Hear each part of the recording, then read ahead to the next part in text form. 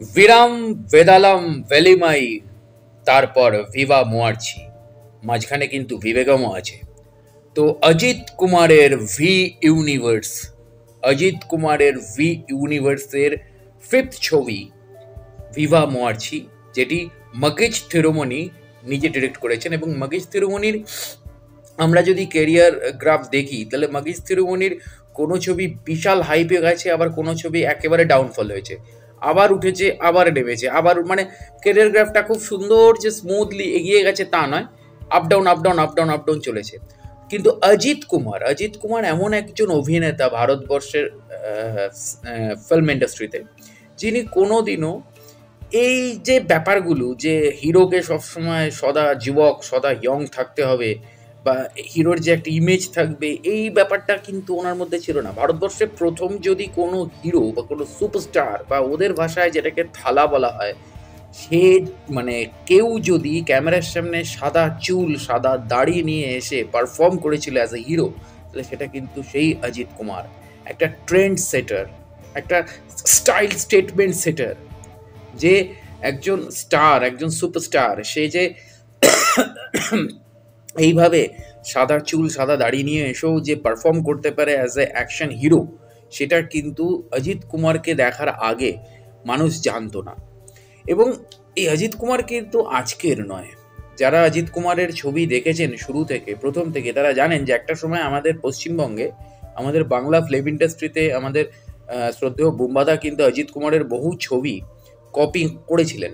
কারণ সেই সময় ওই কপি পেস্টের যুগটা ছিল কমার্শিয়ালি। যেমন আমার এই মুহূর্তে বুম্বাদার দেবা সিনেমাটার কথা মনে পড়ছে। দেবা কিন্তু আদ্যপ্রান্ত অজিত কুমারের সিনেমা, তামিলে। তো এক্স্যাক্টলি সেই জায়গা থেকে দাঁড়িয়ে অজিত কুমার সবসময় একটা ইউনিক গল্প বলার চেষ্টা করেছে, যে গল্পটার মধ্যে হ্যাঁ অবশ্যই অজিত কুমারের ছবিতে কখনো কখনো কিন্তু হিরো একেবারে সুপারম্যান এমনটা নয়, হিরো কিন্তু ওখানে মার খায়। অজিত কুমার সেই যে ট্র্যাডিশন তার ছবির, সেই ট্র্যাডিশন কিন্তু আজও বজায় রেখেছে। এই ভিভা মোয়ার্চিতেও কিন্তু হিরোকে একেবারে সুপারম্যান দেখানো হয়নি, বা একটা বিশাল একটা হিরো মানেই সে একেবারে মানে কি বলবো, সুপার ন্যাচারাল সব পাওয়ারের ক্ষমতা রয়েছে তার মধ্যে, সে একেবারে বিশাল কিছু করে ফেলছে না। যার জন্য অজিত কুমার নিজের নামের আগে থালা শব্দটা পছন্দ করেন, কারণ he is a very good racer. আমরা জানি কিছুদিন আগেই একটা ওয়ার্ল্ড রেসিং চ্যাম্পিয়নশিপে সে একটা বিরাট প্রাইজ জিতে এসছে, এবং সে একজন বিরাট বড় রেসার। তো সেই জায়গা থেকে দাঁড়িয়ে তার জীবনের জীবন দর্শন যেটা, মূল্যবোধ যেটা, সেটা সম্পূর্ণ একটা আলাদা। অন্যান্য স্টার বা অন্যান্য হিরোদের সাথে তার মূল্যবোধটা বা তার চিন্তাভাবনা মেলে না। যেটা আমরা কয়েক বছর আগে আমি আমি যেটা বলছিলাম, যে তার যে সিনেমা ছিল বিবেগম, এই ভেদালাম, এই ভেদালাম কিন্তু আমাদের বাংলায় জিদ্দা কপি করেছিল সুলতান নামে। এবং ভেদালাম কিন্তু পরবর্তীকালে তেলেগু ইন্ডাস্ট্রিতে চিরঞ্জীবী ২ বছর আগে নকল করেছিল। ঠিক আছে, তো এক্স্যাক্টলি এই হচ্ছে অজিত কুমার, যার ছবি চিরঞ্জীবী পর্যন্ত নকল করে। আমাদের জিদ্দা তো আমাদের সুপারস্টার, কিন্তু চিরঞ্জীবী তো ওদের তেলেগু ইন্ডাস্ট্রির একজন মহিরু, মানে লেজেন্ড। তো সেও কিন্তু তামিল ইন্ডাস্ট্রির অজিত কুমারের সিনেমা কিন্তু কপি করে। তো এক্স্যাক্টলি ভিভা মোহার্চিতে আমরা যে গল্পের মধ্যে দেখতে পাই যে সম্পর্কের একটা টানাপোড়েন, এবং সম্পর্কের টানাপোড়েন শুধু না, রোড মুভিজ, এটা অ্যাকচুয়ালি রোড মুভিজ ক্যাটাগরির সিনেমা।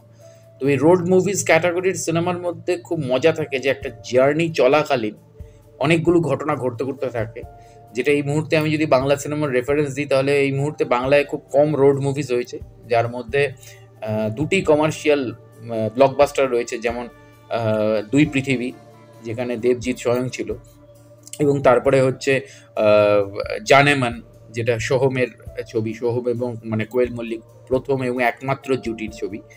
তো এক্স্যাক্টলি তার আগে যদি আমি অফবিট ছবি ধরি বাংলায়, তাহলে আমার বুদ্ধদেব দাশগুপ্তর একটা বিখ্যাত সিনেমা আছে স্বপ্নের দিন, সেই সিনেমাটাও কিন্তু one kinds of road movie. তো সেই সব জায়গা থেকে দাঁড়িয়ে এটাও কিন্তু ভিভা মোয়ার্চিও কিন্তু একটা রোডস মুভি, এবং যেখানে দেখাচ্ছে যে স্বামী স্ত্রীর সম্পর্ক খুব খারাপ হয়ে গেছে। একটা সময় সেই সম্পর্কটা খুব ভালো ছিল, কিন্তু বর্তমানে সেই সম্পর্কটা খুব খারাপ হয়ে গেছে, এবং সেই সম্পর্কটাকে ঠিক করার জন্য তারা কিন্তু কুইট করছে না সম্পর্ক থেকে, তারা কোথাও একটা বাইরে যাচ্ছে বেড়াতে। এবং সেই বাইরে গিয়ে তার একটা বিপদে পড়ে যাচ্ছে এবং সেখানে তার ওয়াইফ কিডন্যাপড হচ্ছে এবং সেই ওয়াইফকে উদ্ধার করতে তার হাজব্যান্ড মানে অজিত কুমার যে যে ঘটনা বা যে রহস্য উন্মোচনের দিকে ঢুকছে সেটা কিন্তু পরতে পরতে প্রচুর টুইস্ট রয়েছে। যদিও এটা একটি হলিউড সিনেমার কপি আর কি, কপি বলবো না, হলিউড সিনেমা থেকে ইন্সপায়ার্ড আর কি, কেননা হলিউড সিনেমাটি ১.৫ ঘন্টার ছিল, সেখান থেকে সেটাকে একটু বাড়ানো হয়েছে গল্পের লেন্থ বা স্ক্রিপ্টের লেন্থ। তো এক্স্যাক্টলি এত দিন পরে অজিত কুমার ফিরেছেন, থালা অজিত ফিরেছেন।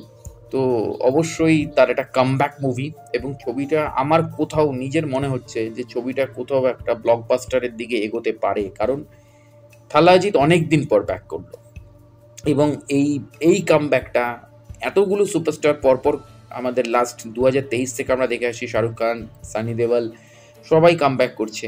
হ্যাঁ, তো এক্স্যাক্টলি এতগুলো সুপারস্টার যখন পরপর কামব্যাক করলো, তো আমার মধ্যে কোথাও এবার অজিত কুমারেরও সময়, অজিত কুমারও কামব্যাক করছে। তো অবশ্যই জুড়ে থাকুন আমার চ্যানেল এবং পেজের সাথে। দেখা হচ্ছে পরের ভিডিওতে।